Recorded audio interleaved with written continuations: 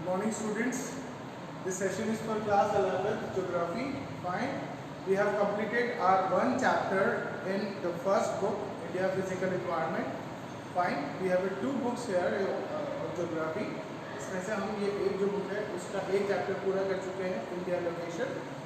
Today we will start our new chapter, that is structure of physiography. Let me watch this the name of the chapter. That is structure and physiography. Yeah. The next chapter is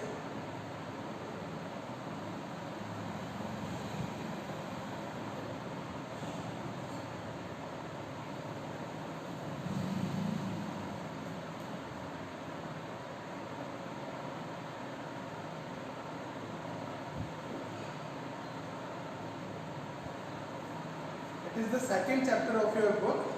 In this chapter, we will discuss about the physical structure of India, which type of physical structures we have on our earth, how our earth is made, कि किस तरह से हमारी अर्थ का निर्माण हुआ, फिर उसके बाद में कैसे हमारे यहाँ पर जो है इंडिया को जो है वो डिफरेंट फिजिकल स्ट्रक्चर्स में बांटा गया है, वो सब हम इस चैप्टर में डिस्कस करेंगे और ये जानेंगे कि हमारी जो अर्थ है उसके फॉर्मेशन की क्या प्रोसेस रही, उसके बारे में हम थोड़ा सा कम ही पढ़ेंगे, बट एक इंट्रोडक्शन होगा वहाँ पर अर्थ की फॉर्मेशन के बारे में, और साथ ही फिर हम इंडिया के फिजिकल स्ट्रक्चर को पढ़ेंगे. फाइन.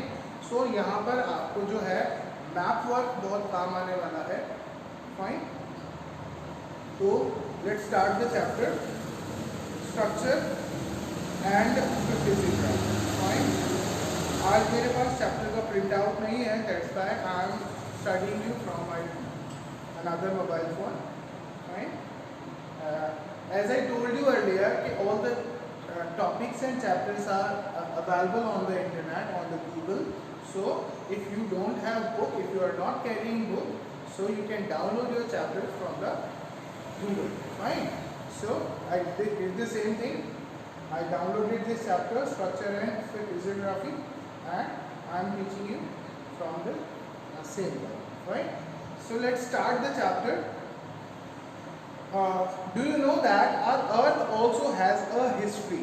ये हमें बता रहे हैं कि हमारी जो अर्थ है इसका भी एक इतिहास है. ऑब्वियसली एक इतिहास है, हमने टैंक में पढ़ा था, अपने नेबुला के बारे में कोई पढ़ा होगा, है ना. तो ये सब क्या है, अर्थ का फॉर्मेशन. हमने जब हमारी पहली क्लास हुई थी उसमें भी हमने बात की थी कि जब हम ज्योग्राफी की बात करते हैं तो ज्योग्राफी में अर्थ की फॉर्मेशन, हमारे ब्रह्मांड की फॉर्मेशन के बारे में बात करते हैं. तो हमारी अर्थ का जो फॉर्मेशन है वो ऐसा माना जाता है कि ये फॉर्मेशन बेसिकली हुआ आपके सन के किसी पार्ट के टूटने से, और इस प्रोसेस में आज की जो ये कंडीशन है हमारी अर्थ के आने की, इसको आने में काफ़ी टाइम लगा. It's a millions of years. Fine. So इसकी फॉर्मेशन की एक बहुत बड़ी हिस्ट्री जो है वो हम यहाँ देखते हैं. The earth and its landforms that we see today have evolved over a very long time. आज जो हम लैंडफॉर्म्स हमारी अर्थ पर देखते हैं ये एक या कुछ थोड़े समय की बात नहीं है, इसे तैयार होने में या इसे डेवलप होने में काफ़ी लंबा टाइम लगा. Current estimation shows that the earth is approximately 460 million years old. ऐसा माना जाता है, जो करंट एस्टिमेशन लगाया जा रहा है, it is just an estimate, not the accurate figures. Fine. ये एक एस्टिमेट है कि लगभग हमारी अर्थ जो है वो 460 मिलियन ईयर्स पुरानी है. Over these long years, it has undergone many changes brought about primarily by the endogenic and exogenic forces. इसमें इस पीरियड में जो ये 460 मिलियन ईयर्स का जो पीरियड हुआ, इसके अंदर अर्थ में काफ़ी सारे चेंजेस हुए. ठीक है. और ये चेंजेस किन चीज़ों की वजह से हुए, इंडोजेनिक एंड एक्सोजेनिक फोर्सेस की वजह से. I hope you know endogenic forces and exogenic forces, the forces which are exerted on the earth from the inside. So that is endogenic forces, and outer forces on the earth is called exogenic forces. Fine.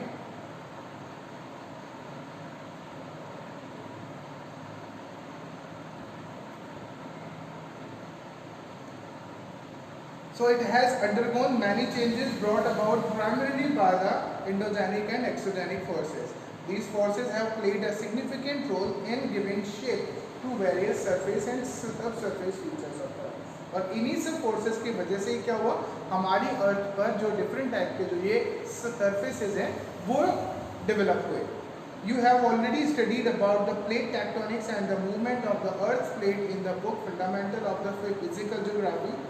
इसके बारे में हम जो है हमारी जो अनादर book है उसमें पढ़ेंगे कि ये टेक्टोनिक प्लेट्स क्या होती हैं. प्लेट टेक्टोनिक्स क्या होती हैं, हमारी अर्थ जो है ये मेजर 7 प्लेट्स में डिवाइड है, राइट, और उसके अलावा कई छोटी छोटी प्लेट्स में भी डिवाइड है. That is called plate tectonic.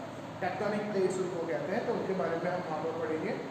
Do you know that the Indian plate was to the south of the equator millions of years ago? क्या आप जानते हैं, ये हमें इंफॉर्मेशन दे रहे हैं बाय अ स्टेटमेंट कि हमारी जो इंडियन प्लेट है, हम बात कर रहे हैं टेक्टोनिक प्लेट्स की, मेजर 7 प्लेट्स. तो जो इंडियन प्लेट है वो पहले इक्वेटर के साउथ में थी, आज से कई मिलियन साल पहले.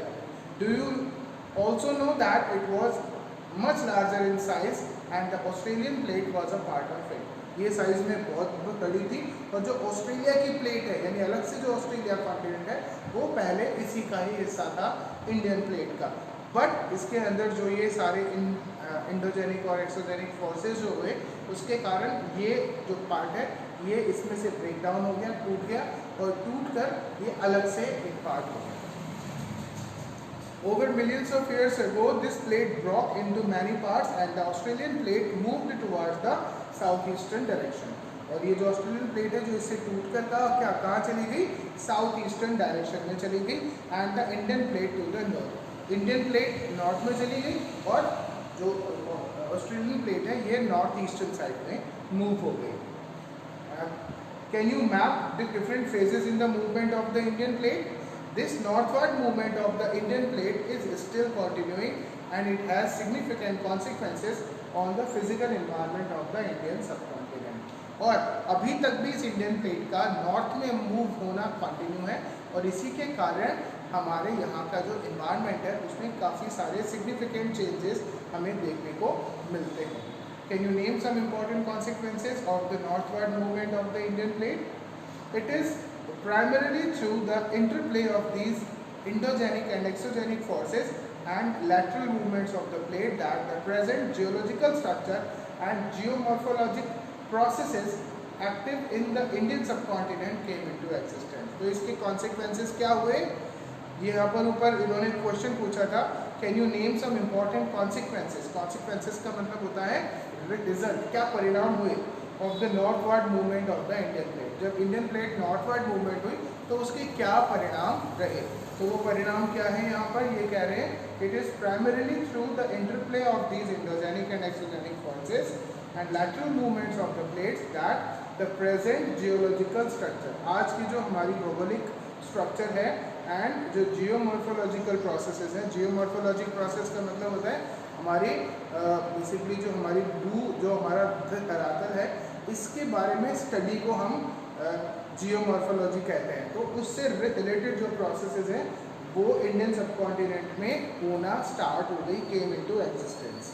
Based on the variations in its geological structure and formation, India can be divided into 3 geological divisions. हमारे यहाँ के जियोलॉजिकल स्ट्रक्चर के बेसिस पर इंडिया को, या जो हमारा फॉर्मेशन है जियोलॉजिकल स्ट्रक्चर का, उसके बेसिस पर इंडिया को 3 भागों में बांटा जाता है. These 3 parts are, the first one is the peninsular block, ठीक है, दूसरा है the Himalayan and other peninsular mountain, and the third one is Indo-Ganga Brahmaputra plain. ठीक है, ये 3 पार्ट्स में जियोलॉजिकल स्ट्रक्चर जो इंडिया का है उसे डिवाइड किया जाता. अब यहाँ पर हम सबसे पहले बात करेंगे पेनिनसुलर ब्लॉक की. पहला पार्ट जो है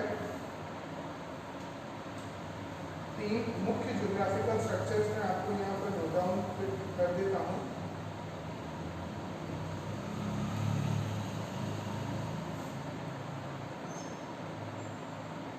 main,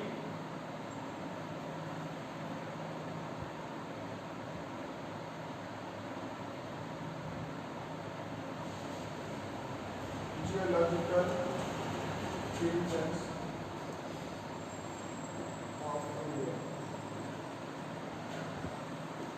The very first one is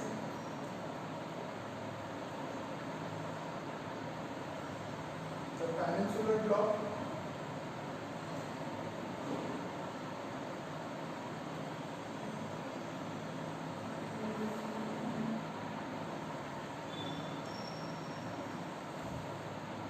Second one is Himalaya and other peninsular mountains.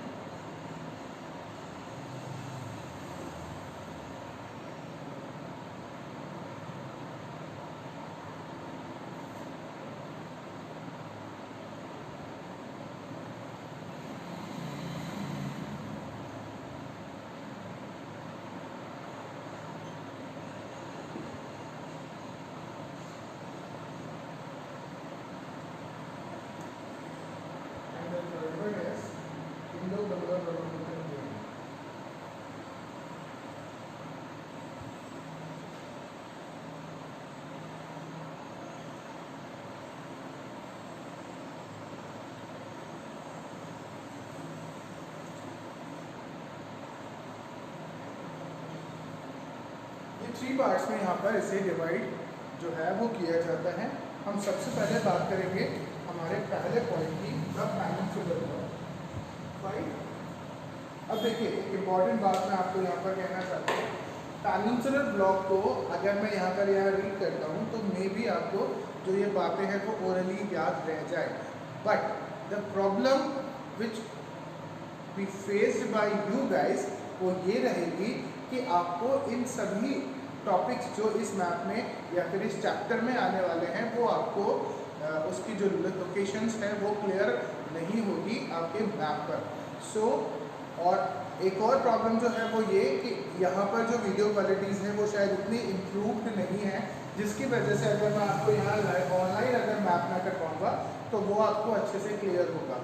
तो इस पैरा में आने वाली बहुत सारी ऐसी चीज़ें हैं जहाँ पर कि आपको मैप पर उन सभी चीज़ों की लोकेशंस का अंदाज़ा होना बहुत ज़रूरी है, यानी आपको उस मैप के बारे में आइडिया होना बहुत ज़रूरी है। तो इन दैट केस वो मैप तो चूँकि अभी यहाँ हो नहीं पाएगा, इसलिए मैं अभी क्या कर रहा हूँ आपको, अभी मैं इस पैरा को यहाँ पर रीड कर रहा हूँ और जो भी पॉसिबल चीज़ें होंगी कि मैं आपको यहाँ एक्सप्लेन कर सकता हूँ वो मैं यहाँ में याद करूँगा। और इसके अलावा इस चैप्टर से रिलेटेड या इस टॉपिक से रिलेटेड जो मैप वर्क की रिक्वायरमेंट होगी वो मैप वर्क मैं आपको अलग से एक वीडियो शूट करके अलग से एक वीडियो मैं शूट करूँगा और उस वीडियो को शूट करके मैं या तो आपको जो है वो यूट्यूब चैनल पे अवेलेबल कराऊंगा या फिर आपको इसी प्लेटफॉर्म पे यहाँ पर अवेलेबल करा दूँगा on your Facebook page. Fine. So उस कंडीशन में आपको क्या करना है, आपको दो मैप अपने साथ में रखने हैं। अगर आपके पास एटलस है तो बहुत अच्छी बात है, अगर आपके पास एटलस नहीं है तो जो आपको ब्लैंक जो मैप आते हैं मार्केट से वो खरीदने हैं। एक आपको पॉलिटिकल मैप पे खरीदना है।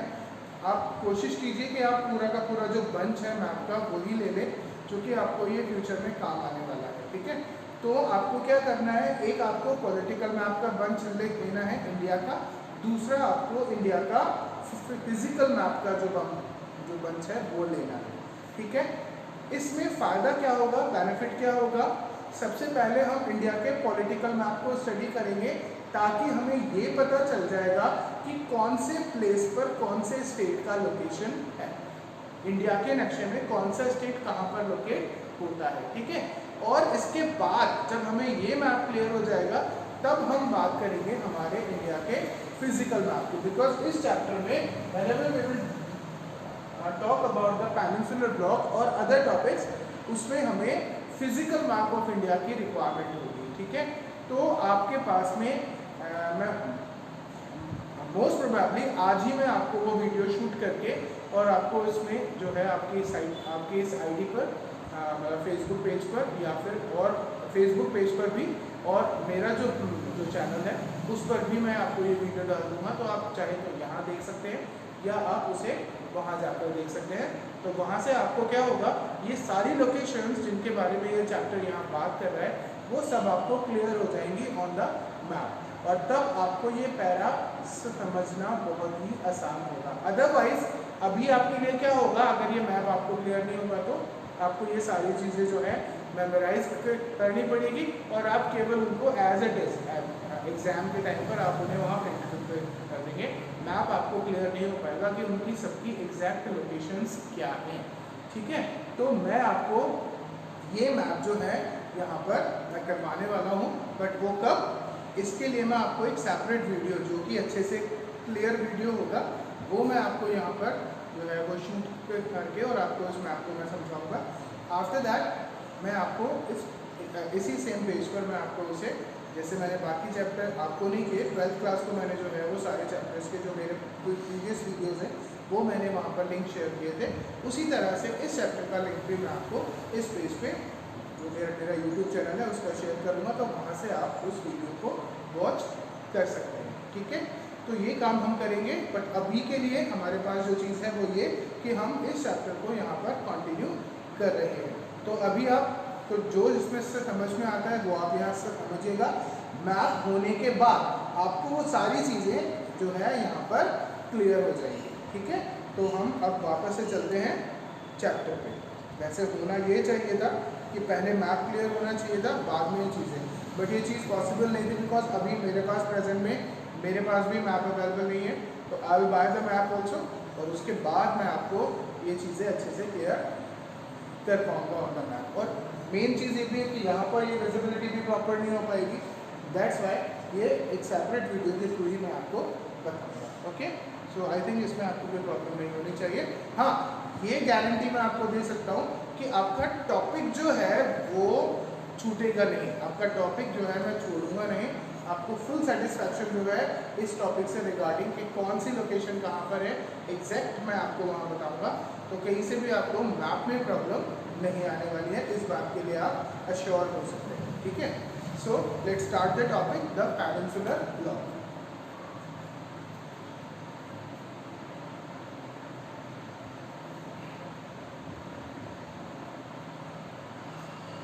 ठीक है जी, चलिए।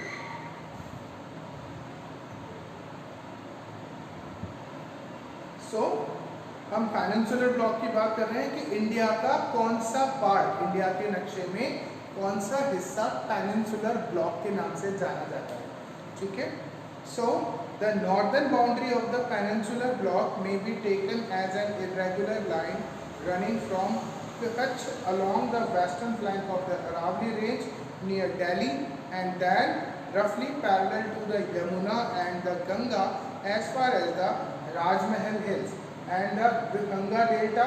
Apart from these, the Karbi Anglong and the Meghalaya Plateau in the northeast. अब ये जो सारे नेम है ना, ये हम क्या करेंगे मैप में लोकेट करेंगे कि कार्बी एंगलोंग कहाँ है, मेघालय प्लेट्यू कहाँ है, गंगा यमुना कहाँ से बहकर निकलती है, अरावली रेंज कहाँ पर है, ठीक है।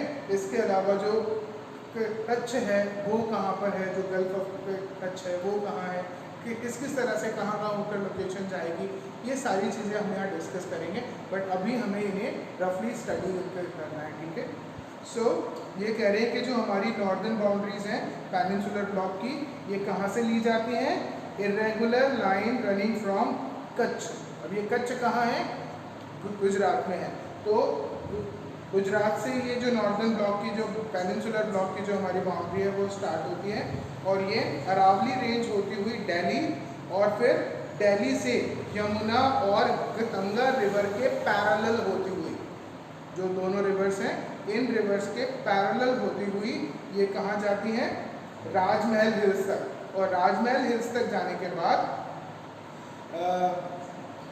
ये गंगा डेल्टा तक पहुँचती है। राजमहल हिल्स कहाँ है, राजमहल हिल्स आपके बेसिकली झारखंड में पड़ती हैं, तो वहाँ के पास झारखंड के निचले वाले हिस्से में ही आपका गंगा का जो बेसिक है ये क्या नाम से गंगा डेल्टा है। ये गंगा डेल्टा क्या होता है, बांग्लादेश के कॉर्नर में है नीचे के साइड, तो रिवर वहाँ से बहती है और बांग्लादेश में एंटर होके वापस बाहर निकलती है और फिर जाकर बे ऑफ बंगाल में मिल जाती है। तो वो जो जगह है वहाँ तक इसका जो पेनिनसुलर ब्लॉक है वो माना जाता है। अपार्ट फ्रॉम दिस हम क्या बात कर रहे हैं हम बात कर रहे हैं कि हमारे इंडिया में पेनिनसुलर ब्लॉक कौन सा रीजन माना जाता है। तो हमने बात कहाँ से स्टार्ट की, गुजरात के गल्फ ऑफ कच्छ से, और वहाँ से हम गए अरावली रेंज होते हुए, अरावली रेंज से दिल्ली गए, दिल्ली से ये यमुना और गंगा रिवर के पैरेलल आए, पैरेलल आकर हम आ गए झारखंड में, झारखंड में आकर राजमहल हिल्स आए हैं, राजमहल हिल्स आकर हम आ गए हैं गंगा डेल्टा पर। ठीक है, आपको अगर इंडिया का मैप थोड़ा सा भी क्लियर है तो आपको मेरी बातें समझ आ गई होंगी। तो गुजरात में कच्छ से होते हुए अरावली रेंज कौन सी, जो कि राजस्थान से निकलती है। राजस्थान का मैप अगर आपने कभी देखा होगा तो बीच में जो राजस्थान है उसको दो भागों में बांटती है अरावली रेंज। तो उस अरावली रेंज से होती हुई ऊपर, अब अरावली रेंज का जो टॉप नॉर्दर्न मोस्ट पॉइंट है वो क्या है, दिल्ली में रायसीना हिल्स है। ठीक है, तो वो रायसीना हिल्स तक जाएगा दिल्ली में, और जो दिल्ली है वहाँ से ही ये यमुना रिवर निकलती है। तो ये यमुना रिवर नीचे निकलती है और गंगा रिवर उसके ऊपर निकलती है हमारे नॉर्दर्न पॉइंट से। ठीक है, तो वहाँ से जब वो रिवर निकलती है तो ये रेंजेस उसी दोनों रिवर्स के पैरेलल होती हुई जाती है राजमहल हिल्स तक, और राजमहल हिल्स से ये पहुँचती है गंगा डेल्टा तक।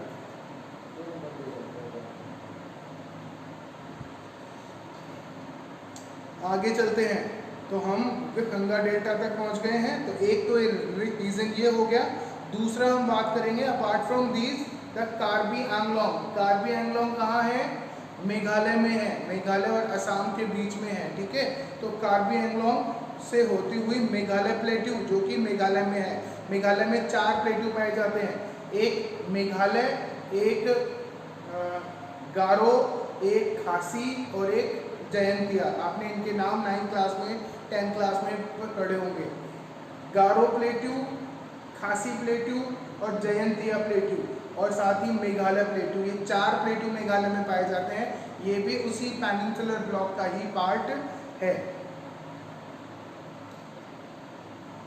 ठीक है, हम इंडिया के मैप में घूमेंगे, फिजिकल मैप में, तो वो मैं आपको दिखाऊंगा, उसके अकॉर्डिंग आप इन सारी लोकेशंस को पहचान पाओगे अच्छे से कि कौन सी लोकेशन कहाँ पर बात हो रही है, ये सारे जो नाम यहाँ पर आ रहे हैं। ठीक है, तो Meghalaya plateau in the north east and Rajasthan in the west are also extension of this block. Rajasthan की बात क्यों आई, बिकॉज राजस्थान में होकर अरावली रेंज पर ही होकर ये सारा रीजन निकला था। तो ये जो एरिया है ये नॉर्थ ईस्ट में आपको जो है ये पेनिनसुलर ब्लॉक के नाम से जाना जाता है। The north eastern part are separated by the Malda fault. अब जो नॉर्थ ईस्टर्न पार्ट है इसके बारे में बता रहा है कि ये 2 भागों में कटा हुआ है बाय द मालदा फॉल्ट। अब मालदा फॉल्ट क्या है मैं आप में से समझाऊंगा, पर अभी मैं आपको एक रफली आइडिया यहाँ पर दे रहा हूँ। मालदा वेस्ट बंगाल में एक जगह का नाम है, लेकिन ये मालदा फॉल्ट जो है वो किसको कहते हैं, जो वेस्ट बंगाल के पास ही में आपने देखा होगा बांग्लादेश की बॉर्डर भी हमको लगती है, तो बांग्लादेश वाला जो एरिया है इसके पास में आपको मालदा फॉल्ट होता है। ठीक है, तो इस मालदा फॉल्ट से होते हुए बांग्लादेश और जो वेस्ट बंगाल का जो पोर्शन है वो है मालदा फॉल्ट। ठीक है, मालदा एक प्लेस का नाम है वेस्ट बंगाल में। तो मालदा फॉल्ट जो है वहाँ से लेकर ये कहाँ जाता है, छोटा नागपुर प्लेट्यू में। छोटा नागपुर प्लेट्यू कहाँ है, झारखंड में है। छोटा नागपुर प्लेट्यू भी जो है 3 हिस्सों में डिवाइड है, और सॉरी वैसे तो 4 हिस्सों में डिवाइड है, बट मोटे मोटे रूप से जो पूरा एरिया है वो तो छोटा नागपुर प्लेट्यू कहा जाता है। आपने नाम बहुत अच्छे से सुना होगा। अब छोटा नागपुर प्लेट्यू जो है उसका ऊपरी हिस्सा जो झारखंड में है, छोटा नागपुर प्लेट्यू, उसका ऊपरी जो हिस्सा है वो जो इसका नॉर्दर्न पार्ट है वो एक अलग प्लेट्यू के नाम से जाना जाता है, शायद राजगिरी प्लेट्यू कुछ ऐसा नाम है, और नीचे वाला जो प्लेट्यू है वो अलग नाम से, जो साउदर्न पार्ट है वो अलग नाम से जाना जाता है। तो ये उसकी बात यहाँ पर कर रहे हैं। In Rajasthan the desert and other desert like features overlay this block. इस एरिया में जो राजस्थान का पार्ट है उसमें जो डेजर्ट और डेजर्ट लाइक स्ट्रक्चर है, फीचर है, वो यहाँ पर इसे ओवरले करते हैं। The peninsula is formed essentially by a great complex of very ancient gneisses and granites which constitutes a major part of it. इस पेनिनसुला में बहुत सारे ग्रेनाइट्स और ग्नीसेस वगैरह भी पाए जाते हैं और इसका एक मेजर पार्ट है। Since the Cambrian period, the peninsula has been standing like a rigid block with the exception of some of its western coast which is submerged beneath the sea and some other parts changed due to tectonic activity without affecting the original basement. Original basement को छेड़े बिना इनमें काफ़ी changes हुए और बहुत सारे हिस्से तो ऐसा माना जाता है वेस्टर्न कोस्ट के कि इसमें सबमर्ज हो गए सी के अंदर, और दूसरे जो हिस्से हैं वो इसके ओरिजिनल बेसमेंट को बिना इफेक्ट किए उनमें काफ़ी चेंजेस हो गया। Fine. As a part of the Indo Australian plate, अगर हम बात करें इंडो ऑस्ट्रेलियन प्लेट की, तो ये इंडो ऑस्ट्रेलियन प्लेट का ही हिस्सा था। It has been subjected to various vertical movements and block faulting. जब इन प्लेट्स में आपस में मूवमेंट हुआ, इंडो जो इंडिया की प्लेट थी उसमें से ही ऑस्ट्रेलियन प्लेट अलग हुई, तो इस ये जो फ्रैक्शन हुआ इसकी वजह से क्या हुआ, वहाँ पर कई तरह के इन प्लेट्स के बीच में वर्टिकल मूवमेंट्स हुए और इन वर्टिकल मूवमेंट्स की वजह से कई तरह की ब्लॉक फॉल्टिंग हुई। ब्लॉक फॉल्टिंग यानी ये काफ़ी सारे जो न्यू फॉर्मेशन है वो हुई, और इसका एक एग्जाम्पल है हमारे youngest cold mountain Himalaya. Himalaya भी इसी वजह से डेवलप हुआ। यहाँ पर ये कम कोल्ड माउंटेन का मतलब ये नहीं है कि ये बिल्कुल न्यूली है, बट हाँ इन्हें बहुत लंबा टाइम जो है वो नहीं हुआ है, इसलिए इन्हें यंगेस्ट कोल्ड माउंटेन कहा जाता है। तो ये सब कैसे हो पाया, इसी ब्लॉक फॉल्टिंग की वजह से, इन प्लेट्स के मूवमेंट के कारण ये चेंजेस जो है यहाँ पर हो पाए।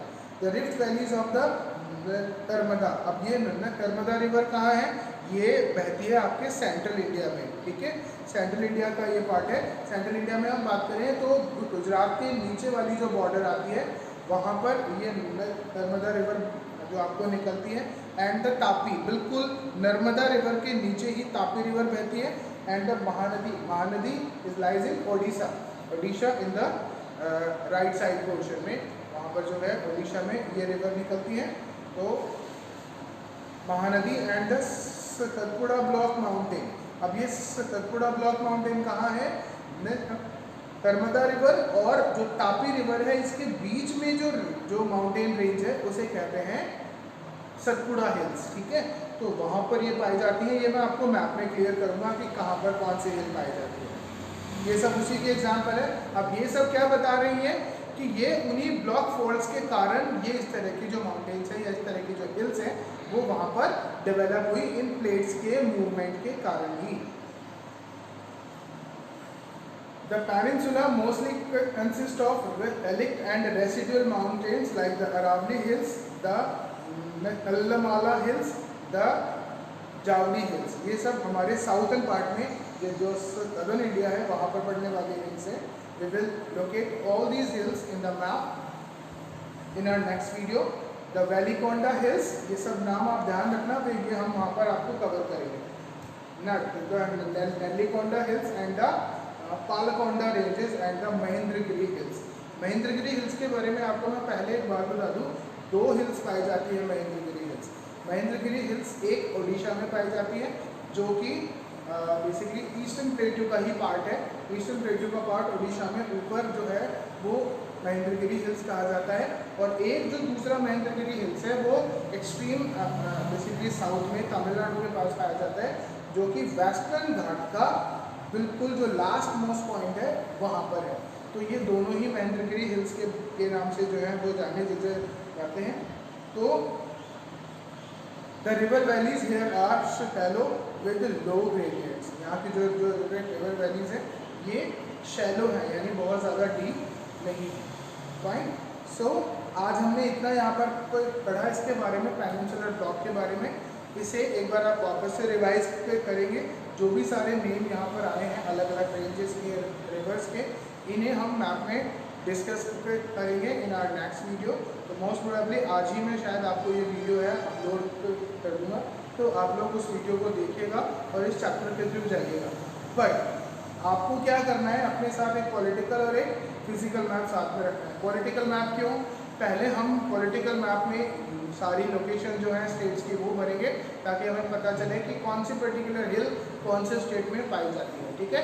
After that we will study about the physical map, जो कि यहाँ पर यूज होगा।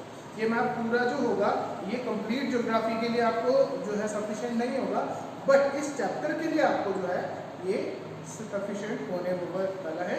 इसलिए आप अपने लिए मैप का इंतज़ाम जो है वो कर लें, ताकि जब आप उस मैप को देखेंगे तो आप उन सारी लोकेशंस को अपने पास में जो है उनको लिख लेना अपने मैप में, ताकि आपको इजी रहेगा फॉर द फ्यूचर और आपको वो सारी लोकेशंस भी अच्छे से समझ में आ जाएंगी। So thank you for today. आज के लिए इतना ही हम यहाँ करेंगे। Have a nice day.